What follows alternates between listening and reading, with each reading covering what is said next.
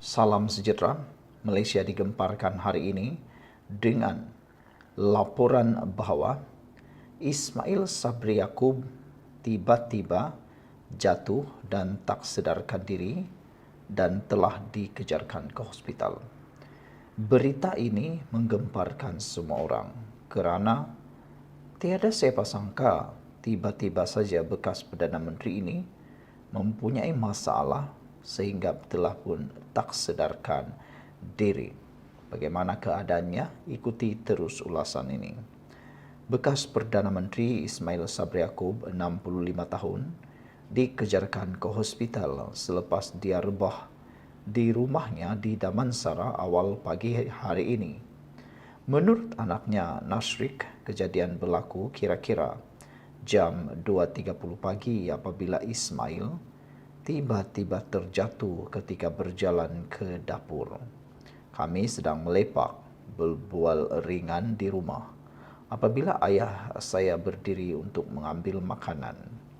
Dia mula berjalan tetapi kelihatan tidak stabil sebelum tiba-tiba rebah, kata Nasrik kepada Malaysia Kini. Nasrik yang juga Ketua Pemuda UMNO bahagian Berak berkata, bapanya sedarkan diri tidak lama kemudian tetapi sangat lemah. Bersama-sama dengan pengiring keselamatan Ismail, Hashrik kemudiannya membawa bekas Perdana Menteri itu ke hospital untuk rawatan. Kejadian itu disyaki berpunca daripada tekanan darah tinggi. Nasrik menyangkal dakwaan bahawa Ismail mengalami serangan jantung. Ayah saya kini lebih stabil dan dia sedang berehat di hospital, kata beliau lagi. Beberapa komen daripada netizen berkait dengan keadaan kesihatan Ismail Sabri Yaakob mengatakan semoga beliau cepat sembuh dan kembali ceria bersama keluarga.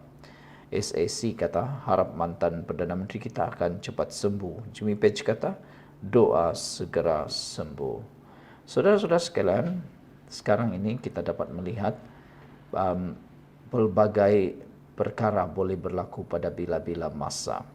Yang menariknya ada tertanya-tanya, Tun Mahathir pula tak pernah mengalami apa-apa simptom yang seperti ini. Apakah hebatnya Tun Mahathir sehingga dia mampu mencapai umur 100 tahun tanpa perlu pengsan ataupun dalam keadaan-keadaan yang tertentu. Namun ada juga yang tertanya-tanya, bila agaknya Tun Mahathir betul-betul berehat dan pensiun daripada politik Malaysia dan menikmati hidup yang lebih aman. Sekian dulu untuk kali ini. Jangan lupa tinggalkan komen anda. Salam sejahtera. Terima kasih kerana bersama dengan saya di Nazilin Unity Channel. Berita menyedihkan berlaku hari ini. Adun air kuning meninggal dunia.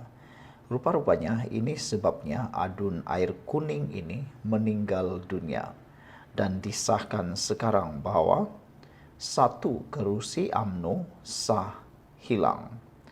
Ahli Dewan Undangan Negeri Adun Air Kuning Isyam Sahrudin menghembuskan nafasnya yang terakhir pada usia 58 tahun hari ini.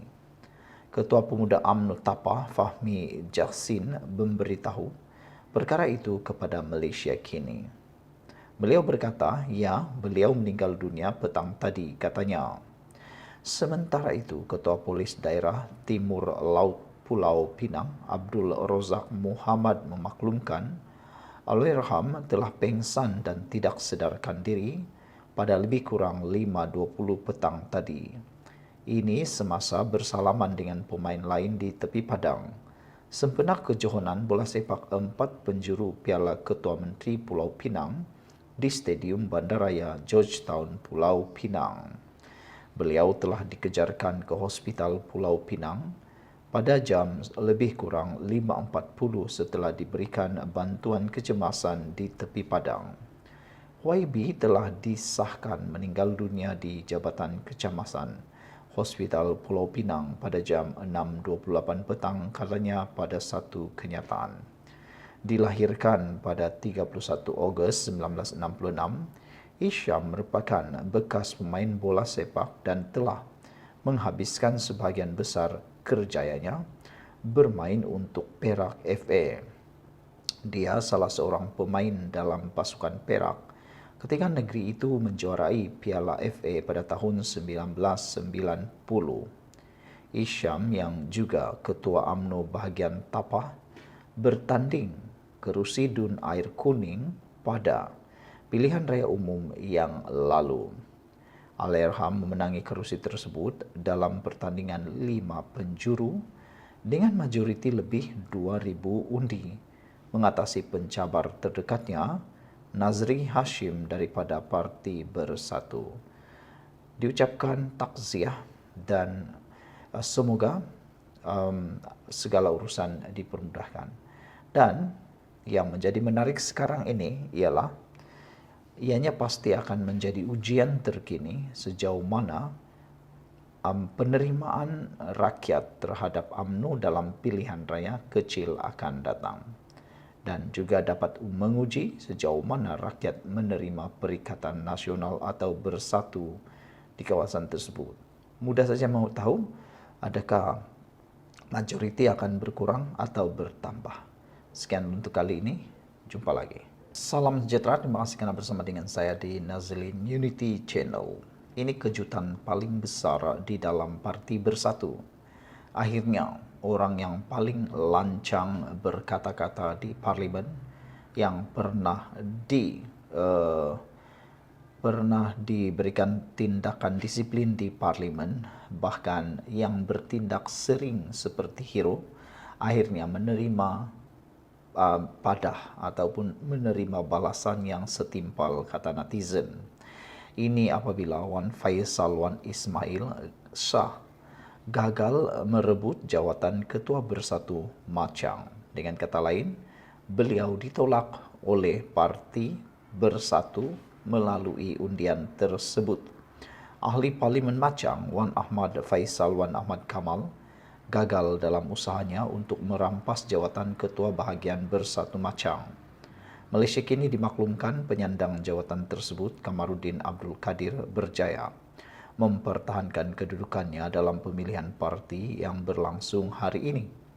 Kamaruddin yang juga dikenali sebagai Cikgu Din memperoleh sebanyak 103 undi, manakala Faisal hanya menerima 26 undi. Wow, ini jumlah yang sangat besar yang menunjukkan betapa populariti Wan Faisal Wan Ismail sebenarnya tidaklah seperti yang dikatakan.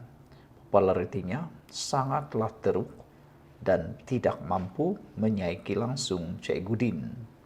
Keputusan ini disahkan oleh Setiausaha Jawatan Kuasa Pemilihan Bersatu Amirul Fahmi Muhammad Mazlan Kus Khairi ketika dihubungi pada petang ini. Ya benar, katanya, melalui pesanan teks. Bersatu kini sedang mengadakan pemilihan peringkat bahagian bagi kepimpinan penggal 2024-2027. Jadi saudara-saudara sekalian, Kotaro Minami kata, tahniah Cikgu Din dan kepada si Wan Faisal. Sebelum ini lapar publicity sangat, sekarang baru tahu kat kampung sendiri pun orang tak nak suka sangat. Jadi rupa-rupanya Wan Faisal bukan saja tidak disukai oleh penyokong kerajaan, bukan saja tidak disukai oleh ahli-ahli parlimen kerajaan, beliau juga tidak disukai di kampung sendiri melalui jumlah undi yang beliau terima. Bayangkan betapa teruknya kekalahan beliau kerana beliau hanya mampu meraih 26 undi berbanding lawannya iaitu Cikgu Din yang mendapat 103 undi. Jadi dengan kata lain, tak perlu tanding pun dah tahu Wan Faisal kalah. Sekian dulu untuk kali ini, jangan lupa tinggalkan komen anda.